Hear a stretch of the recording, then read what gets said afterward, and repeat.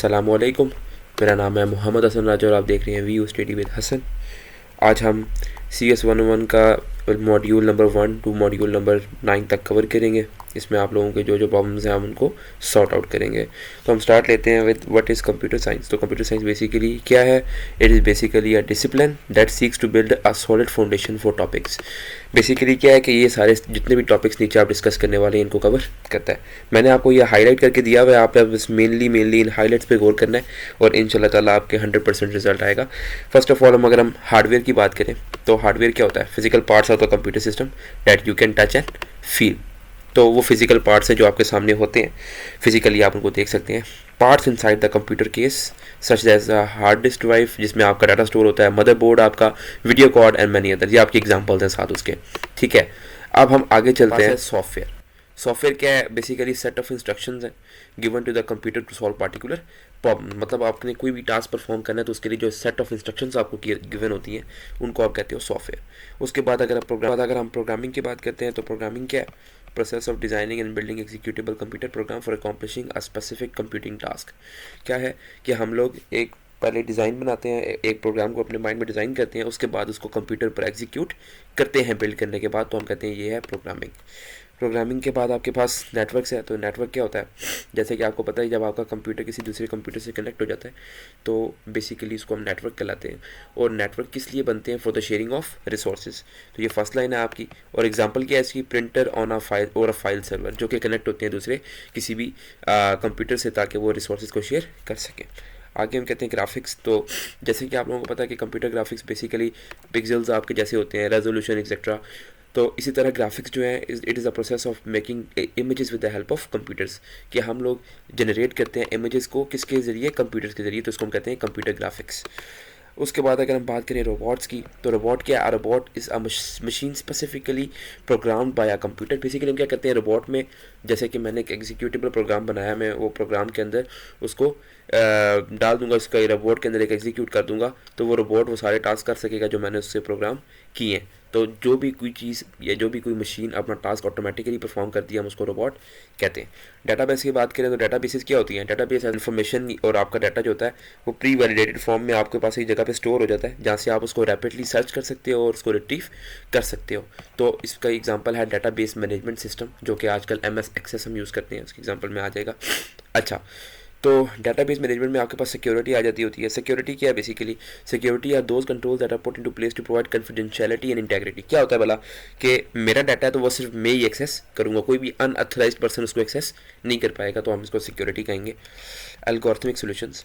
Algorithm क्या होता है? एल्गोरिथम बेसिकली जब भी आप प्रोग्राम लिखने लगते हो तो आपको एक set of pre defined instructions चाहिए होते हैं। आपने कोई भी प्रॉब्लम सॉल्व करनी है तो आपके पास एक नंबर ऑफ स्टेप्स होते हैं। जैसे कि अगर आपने चाय भी बनानी है, you have to make tea, तो you have a specified number of steps to make a tea. तो that is the algorithm of making a tea. तो एल्गोरिथम क्या? सेट ऑफ स्टेप्स हैं फॉर सॉल्विंग अ प्रॉब्लम या task. Information processing में आपने कुछ भी खास नहीं देखना, बस it is related to IT information technology. तो कंप्यूटर साइंस एप्लीकेशंस का मतलब है कि कंप्यूटर साइंस कहाँ कहाँ इस्तेमाल हो रहा है आज के टाइम पे। तो telecommunication industries, banks, hospitals, software development, service industry, Pakistan army, freelancing and many more, ये सारी जगहों पे आपके पास कंप्यूटर के एप्लीकेशंस मौजूद हैं इस टाइम पर। ये बेसिकली अगर हम बात करें, अब नीचे आपके पास याद करने वाला कुछ खास नहीं है, इसलिए मैंने कुछ भी हाईलाइट नहीं किया। बस आपको लोकल जॉब मार्केट के बारे में बताया जा रहा है। यहाँ पर आपको एक टैब बना के दे दिया गया जिसमें आपको पाकिस्तान के अंदर बताया जा रहा है कि सॉफ्टवेयर एंड वेब की इतनी जॉब्स हैं, सेल्स एंड इसकी इतनी जॉब्स हैं, अकाउंट्स की, और मतलब बेसिकली आपके पास लोकल जॉब मार्केट में बताया गया कि सबसे ज़्यादा जॉब जो मौजूद है आपके पास वो किसकी है? सॉफ्टवेयर कंप्यूटर नेटवर्किंग की है। अगर हम नीचे बात करें तो आपके पास इंटरनेशनल मार्केट की बात हो रही है जिसमें आपने ये लाइन खास तौर पे याद रखनी है कि US जो है वो क्लेम करता है, उसकी फोर्ब्स ना मैगजीन है, क्या नाम है उसका? फोर्ब्स मैगजीन, ठीक है। तो उसमें उन्होंने ये क्लेम किया कि सॉफ्टवेयर इंजीनियरिंग जो है वो मोस्ट रैंक्ड, मतलब बेसिकली नंबर 1 रैंक्ड जॉब है उनके पास इन कंप्यूटर साइंस। अच्छा, कंप्यूटर साइंस में और कौन कौन सी जॉब्स हैं जो इंटरनेशनली ऑफर हो रही हैं? वो क्या है? आर्टिफिशियल इंटेलिजेंस है, machine learning, data science, virtual reality and many more, ठीक है। जॉब कर सकते हैं UI UX डिज़ाइनिंग एक्सेट्रा। अच्छा, अब हम बात करते हैं आगे। आपको यहाँ से कुछ भी याद करने की ज़रूरत नहीं है, और जो मैंने हाईलाइट किया हुआ, जो रीड दैट। मॉड्यूल नंबर 2 पर आते हैं। मॉड्यूल नंबर 2 क्या है बेसिकली आपके पास, मैं आपको एक ओवर रिव्यू देता हूँ। There are two types of learning, एक को आप कहते हो ब्रेथ फर्स्ट लर्निंग, एक होता है डेप्थ फर्स्ट। अब देखो ब्रेथ फर्स्ट बेसिकली लर्निंग कौन सी है, जो हम कंप्यूटर साइंस में लर्निंग करते हैं। जैसे कि आप CS 101 पढ़े, बेसिकली इंट्रोडक्शन टू CS, इसमें मैं आपको सारा कुछ बताऊंगा कि आप लोग कंप्यूटर साइंस में आगे क्या क्या पढ़ सकते हैं। जैसे हमने ऊपर डिस्कस किया आर्टिफिशियल इंटेलिजेंस, हमने डिस्कस किया data science, virtual reality etcetera. तो अब हम ब्रेथ फर्स्ट वो होता है कि मैं आपको पहले सारे टॉपिक्स जो के बारे में बता दूं, आपको एक ओवर रिव्यू दे दूं कि यार कंप्यूटर साइंस फील्ड ये होती है, और बाद में हम एक एक करके उनको डिटेल में पढ़ना शुरू करते हैं। तो दैट इज ब्रेथ फर्स्ट। और अगर आप डेप्थ फर्स्ट की बात करते हैं, जो नीचे लिखा हुआ है डेप्थ फर्स्ट लर्निंग आपकी, तो डेप्थ फर्स्ट लर्निंग बेसिकली वो होती है जिसमें आपके पास क्या होता है, जिसमें आगे लिखा हुआ है डेप्थ फर्स्ट लर्निंग जो है वो कौन सी होती है, जिसमें आपके पास पहले एक टॉपिक पढ़ाया जाता है, पूरी तरह से उसको डिटेल में पढ़ाया जाता है, उसके बाद आप दूसरे टॉपिक पे शिफ्ट करते हो, आप ओवर रिव्यू नहीं लेते होते हो।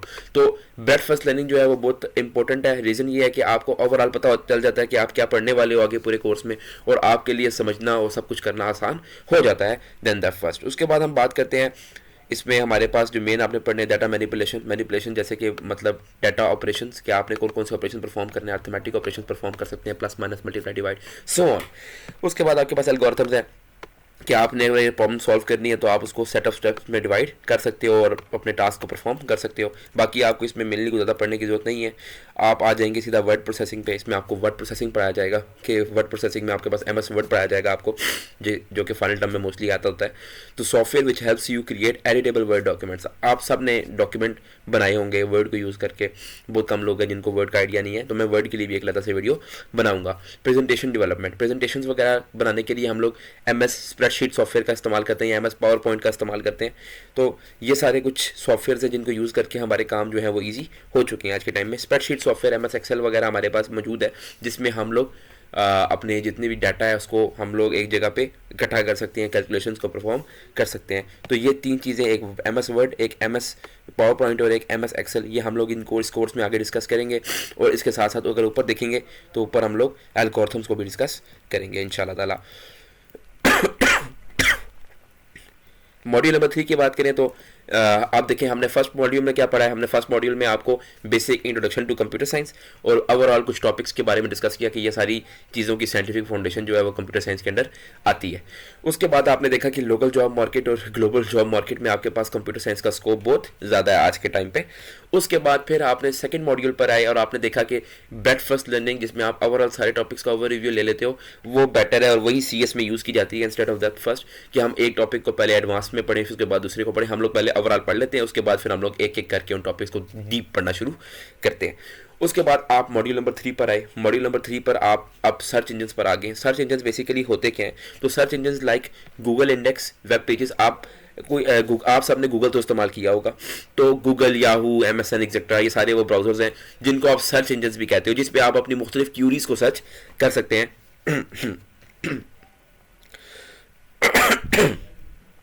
अच्छा, तो देखें आपको बताया जा रहा है कि गूगल जो है वो मोस्ट कॉमनली यूज्ड आपके पास ब्राउजर है। अगर आप सबसे मैं पूछूं तो आप लोगों को भी शायद बैदू का ना पता हो, आप लोगों को बिंग का ना पता हो, आप लोगों को याहू का ना पता हो, बट आप लोगों को गूगल का पता होगा, क्योंकि गूगल मोस्टली हर कोई इस्तेमाल करता है एज ए सर्च इंजन, वो बहुत पॉपुलर है। अच्छा, तो उसके बाद अगर हम बात करें क्यूरी की, तो आपको मैंने कहा कि आप लोग सर्च इंजन के अंदर क्यूरी सर्च कर सकते हैं।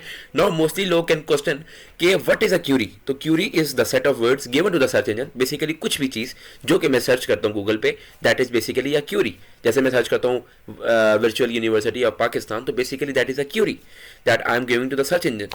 अच्छा, अब हम बात करते हैं आगे, ट्राई सर्चिंग ऑन गूगल। वो उसने कुछ आपको मिसालें दी हैं। एयरपोर्ट, अब देखो कुछ तरीके हैं कुछ सर्चिंग के ना, आपके पास मेथड्स होते हैं जिससे आपका सर्च करना आसान हो जाता है। अब देखें मैं आपको एक बड़ी सिंपल सी इजी सी मिसाल देता हूँ। अगर मेरे पास यही ब्राउज़र खुला हुआ है और मैं इसको यूज़ करके यहाँ पे सर्च करता हूँ डबल कोटेशंस के अंदर virtual university, okay, so I will close the double and then I search. अब बेसिकली क्या हुआ, जब मैंने इसको डबल कोटेशंस के अंदर सर्च किया तो हुआ ये कि जहाँ जहाँ पर वर्चुअल यूनिवर्सिटी किसी भी ब्लॉग के अंदर किसी भी पेज के अंदर आ रहा था, उसने एग्जैक्टली उसी वर्ड को चूज़ किया और जो टॉप रिजल्ट्स हैं वो पहले दिखा दिए और बाकी जो लोअर रिजल्ट्स हैं वो उसने नीचे नीचे दिखा दिए। अगर मैं इसको बेसिक करके सर्च करूँगा, जैसे उन्होंने कहा airport, it will show me all the airports. But जो पॉपुलर होगा that will be on top. तो दैट आर सम थिंग्स या technique that can be used during searching. अच्छा, हम बात करते हैं आगे. आपके पास गूगल के देखो आप यूज़ ऑफ माइक्रोफोन, आपके पास बड़ा अच्छा ऑप्शन गूगल दे रहा है कि आप लोग माइक्रोफोन खोल के अपना वॉइस के ज़रिए सर्च कर सकते हो, जिसकी वजह से आपका टाइम बचता है और आप थकते नहीं हैं. फ्लिपा कॉइन बेसिकली एक आपके पास एक क्विक टूल है गूगल की तरफ से, जिसको आप अगर आप फ्लिपा कॉइन सर्च करते हैं तो आपको गूगल आंसर दे देगा वेदर हेड और वेदर टेल. अगर आपके पास कॉइन नहीं है और आप किसी के साथ वो फ्लिपा कॉइन खेलना चाह रहे हैं तो यू कैन डू दैट. ठीक है. उसके बाद आप कहते हैं जी क्यूरी फॉर्मुलेशन क्या होती है. तो क्यूरी फॉर्मुलेशन इज़ बेसिकली अगर आप करेंगे हेड हर्ट्स तो अल्टीमेटली गूगल उसको समझ जाएगा कि क्या है वो हेडेक है. कि अगर आप प्रॉपर वर्ड यूज़ नहीं भी करते but Google identify the term कि क्या चीज़ आप सर्च करना चाह रहे हैं. जैसे कि अगर आप सर्च करेंगे हेड ऑफ यूनिवर्सिटी तो हेड नहीं, उसको रेक्टर कहते हैं. तो बेसिकली गूगल ही उसको समझ लेगा कि ही you want to search for the rector of the university. तो that are sir query formulations. You don't have to read that. ठीक है, it is just a concept. देखो आपने मेनली क्या पढ़ना था कि आप कोटेशन यूज़ कर सकते हो, क्यूरी को डबल कोटेशन में सर्च कर सकते हो अपनी, और उसके साथ साथ क्यूरी क्या होती है और सर्च इंजन की बेसिक सी डेफिनेशन एंड एग्जाम्पल कि गूगल मोस्टली यूज़ होता है आपके पास सर्च इंजन में. ठीक है. उसके बाद आप आते हैं सर्चिंग ट्रिक्स पे, जो आपका मॉड्यूल नंबर 4 है. अब मॉड्यूल नंबर 4 में सर्चिंग ट्रिक्स क्या है. या अगर आपने वेदर सर्च करना है तो आप कहेंगे वेदर, आगे लिख देंगे लाहौर, तो वो वेदर ऑफ लाहौर आपके सामने अपीयर हो जाएगा. तो that is whether searching technique. अगर आप बात करते हैं परफॉर्मिंग कैलकुलेशन तो आप क्या करेंगे. अगर मैं देखिए मैं गूगल में चला जाता हूँ, पहले हम वेदर वाला ट्राई कर लेते हैं. वेदर इस्लामाबाद. तो देखिए मैं जब इसको ऐसे सर्च करूंगा तो आगे मेरे पास वेदर आ जाएगा. अगर मैं वेदर के आगे कोई भी और सिटी सर्च कर लूँगा, लाहौर,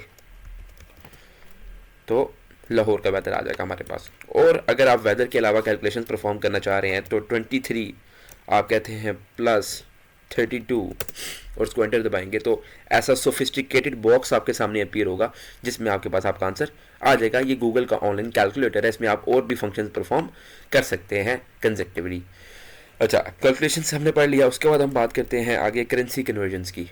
तो आपको पता होगा, आप लोग मोस्टली सर्च कर चुके होंगे कि अगर आप करेंसी कन्वर्ट करते हैं, जैसे कि मैं कहता हूँ $100 to PKR means Pakistani rupees, and enter दबाता हूँ.